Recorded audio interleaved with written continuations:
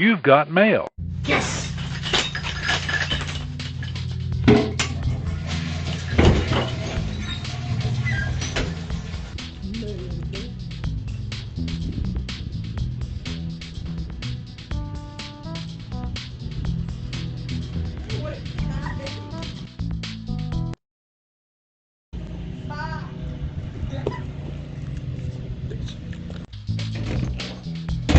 Yes! I'm gonna open this box so hard. What's going on, guys? My name is Tyler. This is Everyday EDC. Today we have an unboxing for you. I'm actually gonna post this, I think, the same day. Kind of like a relevant posting, right? It's like a newer knife, so I figure I'll get it out there. But without further ado, let us get to it.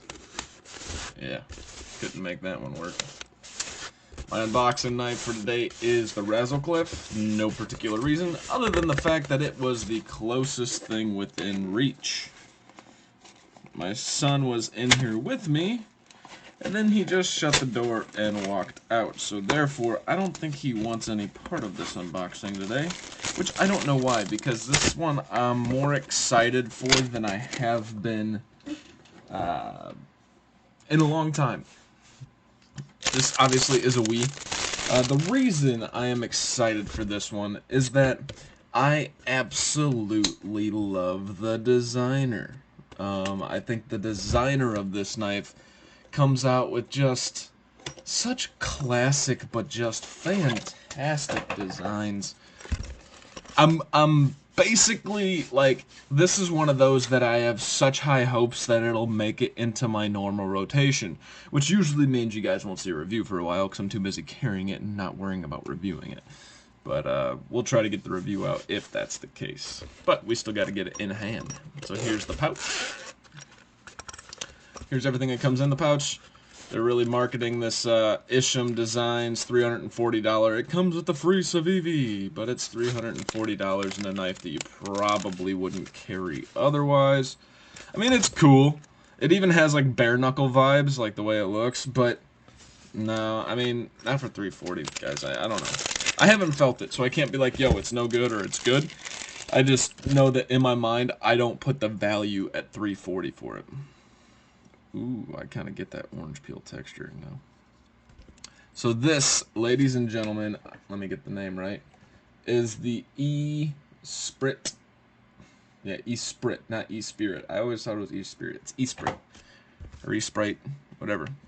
This is a design by none other than Mr. Laconico, as it shows right there.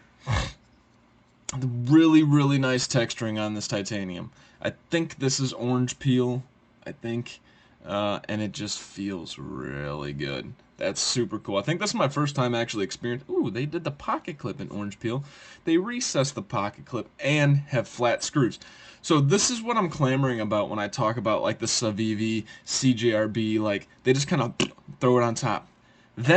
This right here should not be exclusive to $200 knives. This shouldn't be. By the way, I think this is like 220. But this should not be exclusive to that.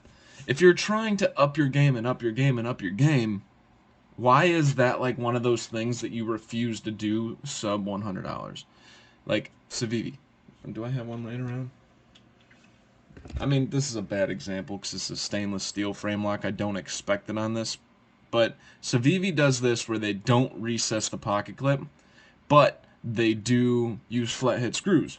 Now, I think it was QSP. They're recessing their pocket clip, but using button head screws. Okay, so if you can recess the pocket clip, why are flathead screws any more expensive? Right? Like, no. They're not. Just freaking do it. Okay? Anyways. So really, really nice clean lines. Really nice backspacer. Again, that peel ply, orange peel texturing going all the way down the backspacer, guys. That looks awesome. You got this little lanyard post right there, which is if you're going to do a lanyard, that's the way to do it in my opinion. Don't screw with the aesthetics of the knife, because this even looks cool to me. I'm not going to use a lanyard, but I think that lanyard post looks cool. So don't screw with the aesthetics. Just do a lanyard post. please, or one of those standoffs, like those barrel standoffs that have a cutout in the center of it, right? So you can take that and put your lanyard through there. Like, hide the lanyard hole. I don't want you guys to get rid of them, because people use them from time to time, I think, but just hide it. Like, this looks so clean. This is clearly so Laconico. It's just really nice looking. The blade centering's coming in at perfectly centered. You have thumb studs and a front flipper. The front flipper is the only thing that's a turnoff at this point, but that's a preference only. I only prefer the actual... I prefer a flipper tab or thumb studs or a cutout. I don't really prefer front flippers, but I mean it's nice to have like a newer, like a different style, I guess is what I'm getting at. That was a really choked up dialogue or monologue there. Alright, so in Laconico fashion, this is probably 120 thousandths of a blade edge. Let's yes, I'm intentionally not opening it. You guys know the knives that I am super excited about, I don't open. I open them, but I don't open them right away. Like, I save the build-up, and it's not for you, it's for myself. So, you know what? I'm allowed to be excited, too, so you guys can wait your friggin' turn. You know what I mean? Alright. So, I don't normally do this, but this one, I think, I kind of wanted to see if I'm right. So, 120 thousandths, 125 thousandths. I don't remember what I said, but that's pretty darn good. Let's check the overall weight. Damn, man. I, can't hold on to anything to save my ass. Alright. The overall weight's coming in at a 3.7 ounces. So you're not getting your blade to length ratio. I don't know what the blade length is yet, but I think it's like sub 3.5, but above 3.0. We'll measure it out here in a second once we get the flip. You guys ready? I'm going to reverse flick because that's what I prefer to do with all of my knives. Take two. My finger was in the way of the front flipper. Ooh. Oh, man. So, right out of the bat. Right off the gate. Don't mix them up. I really, really, really love the way this blade shape looks. Yes, it's a drop point, but it kind of looks like a spear point. It almost comes down to a spear. You're getting some strength to that edge. Let's compare it against the 8015 light. Obviously, nowhere near the 8015 light, right? It's a bad comparison. Let's do something else. Let's try your PM2, because this is like a notoriously it's not going to be that hardy, actually. Comparing it up against your PM2, it's still pretty thin. But that means it's going to be an excellent slicer. Well, who would have thunk, right? Ray Laconico makes another excellent slicing knife because everything he does is just excellent when it comes to just function and then just, you know, just super clean, just like basic aesthetics, but he does something slightly different each time. Like, I would love to be like, yo, this is just like the Kaiser Gemini, which was amazing, right? Contoured scales, by the way. On like everything he does too. But it's not. I mean, he manages to change it up so much, but so subtly, that you can tell it's Laconico, but nothing really looks the same to me. Alright. So, we got about a 7.5 inch knife. The cutting edge is coming in just about 3 1/8, and the overall blade length's about 3 1/4. So again, you're not getting that blade length to weight ratio, but we didn't expect to, right? It's titanium, but the titanium is like fully skeletonized on the inside. Let me see if I got one of my handy dandy little flashlights. Flashlight for the day is the Olight 3T. And actually, this is the one Jake donated to the channel, so thank you, Jake. So, I don't know if you guys can see those. It's kind of hard when there's a backspacer, because you can't come in from the other side. There you go. Like, fully freaking skeletonized. It's amazing.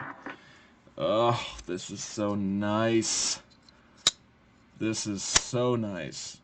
The action, I mean, just great. The front flipper works fantastic for a front flipper. I mean, bam. Thumb flipping, great. Ergonomics, so due to the contouring, it feels really good. If there was no contouring, it would feel too thin. And despite it still being thin, so I'll show you guys. I'll try to get the absolute thickest without scratching my new knife. It's coming in at 444 thousandths, which is on the smaller side of average, I would call it. Like the thinner side of average. No back and forth, no up and down. Let's check that new check that Metal Complex has talked about.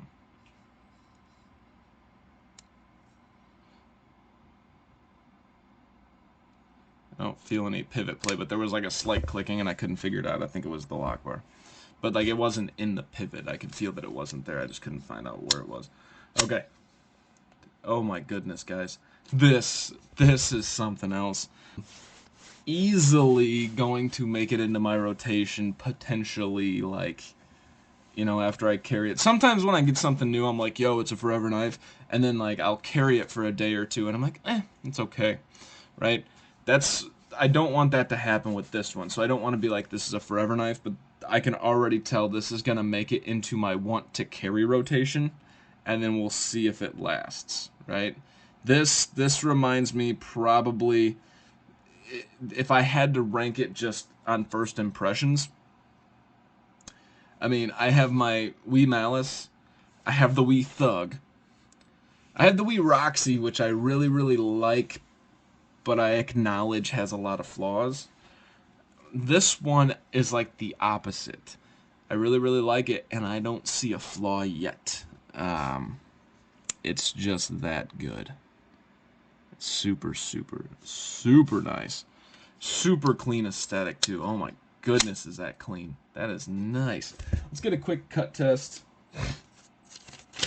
and then we'll let you guys go. Okay, will Laconico slice?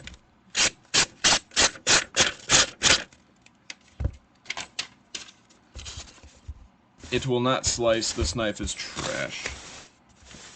I feel like I ripped through that last cut. It's already dull. No, I'm just kidding, guys. This thing's what you expect it to be. It kind of reminds me of, like, a final evolution of the kite fin, to be perfectly honest. I wish I had one with me. This reminds me of a final evolution of a kite fin. Like, a little bit fatter, because fatter is always better when it comes to this. And, and it just, yeah, it just feels like the kite fin jumped on some steroids and just became, like, its final form. Alright, guys. This is the Laconico Esprit, or Esprit. I don't know how you pronounce it.